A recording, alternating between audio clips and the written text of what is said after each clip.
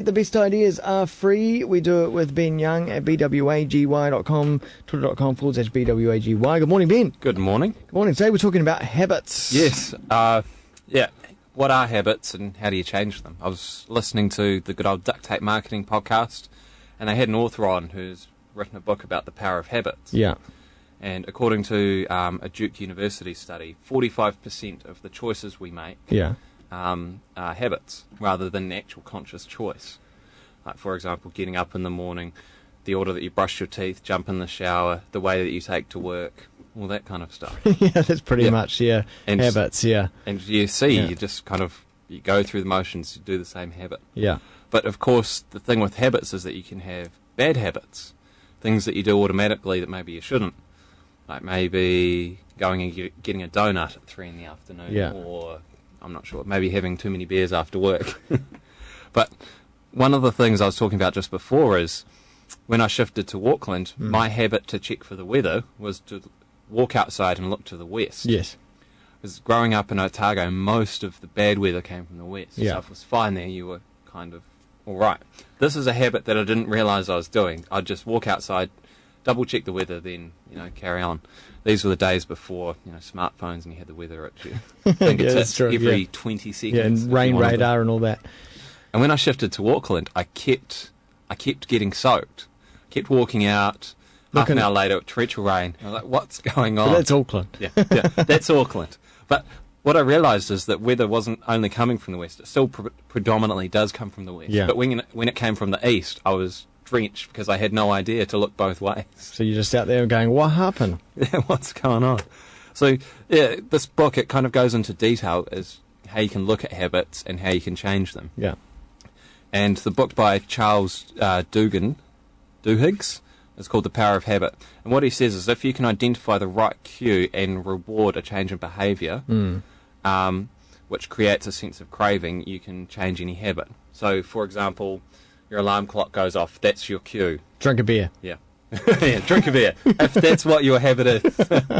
But there's a cue which triggers your response. Yeah. And once you fulfill that response, you get an emotional response. Like, for example, have a beer, feeling happy.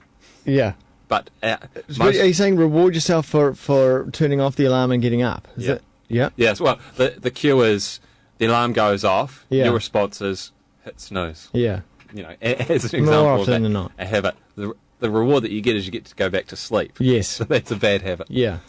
But one of the examples he was talking about is a marketer called Hopkins, and what he did is he was the first marketer to take toothpaste mainstream. In the early days, there was a brand called Pepsodent, and they were trying to market their toothpaste. And there was a time where we didn't brush our teeth, and we didn't all brush consistently. In the early days of toothpaste, it was real gooey and gross, and it didn't really last that long on the shelf. Right. So there are a few little issues with getting people to use toothpaste. Yeah.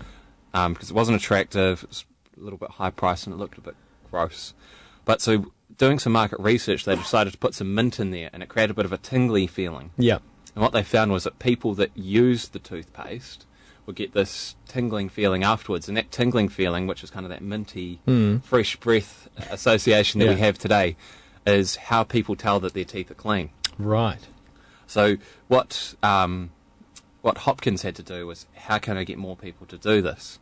And he was looking through, what happens when you don't brush your teeth, how is decay created, and that kind of stuff. And what he found is there's a thin film on your teeth, which we all know the feeling. Yeah. But in those days, having that feeling was what everyone had.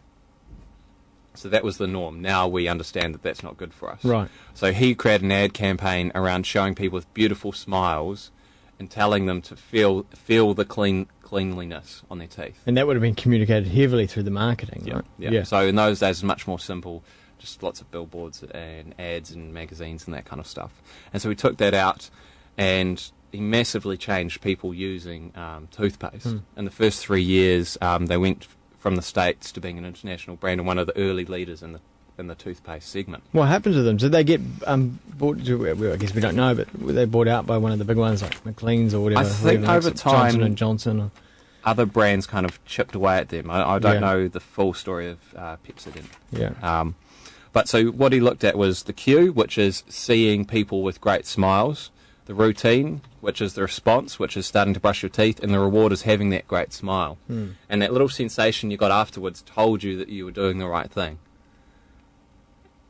And so that's how he created the habit of getting you to brush your teeth. Huh. So, yeah, really, really interesting. If you're looking to change a habit, look at the cue which kicks it off. What is it happens beforehand? And look at the reward you're getting from it. Like, for example, the author goes into detail around how every afternoon at 3 o'clock he'd go have a donut. And, that's not good for him. He looked at the cue was mid-afternoon. Yeah. He was maybe feeling a little bit tired. And the reward was the donut. But once he dug deeper, he realised that he was actually having the donut so he could go have some socialisation time with his friends and his co-workers. So by identifying that, he was then able to change that. You could liken that to smoking, I suppose, as well, where Yeah, people exactly. crave that sort of social thing with smoking outdoors. Yeah, what is the cue that makes you want to smoke? Can Yeah. you change that cue or begin to monitor and modify your behaviour? What he says to do if you're looking to change your behaviour is to do lots of experiments. Write down the cues that you know of and then try different responses as that cue arises. Yeah. So often for people trying to quit smoking, one of the cues that gets them back to smoking is a stressful event. And so the first thing they do is go and have a couple of cigarettes. Yeah. So most of the quit smoking programs try and deal with changing that cue. Yeah. Interesting. But I'm just totally aside, but Pepsodent, still around. Still around. In the States, was bought by Unilever in 2003 in the United States and Canada. It was originally owned by Unilever, now bought by Church and Dwight. Church and Dwight. Must be another holdings company. And it's also in Vietnam. There you go. In Vietnam. Interesting. I guess the Americans would have brought it to Vietnam, and the soldiers, I suppose, and so it would have got some profile in those early days. Interesting. Cool. So that study, is there a podcast or a book or? So you need to Google The Power of Habit by Charles Duhigg, Duhiggs. Great. But if you just search for The Power of Habit, you'll find it. There's plenty of videos, a couple of little ebooks. You can grab the physical book, or there is a Kindle version, of course. Excellent. BWAGY.com as well as BWAGY on Twitter. Thanks very much, Ben Young. Cheers.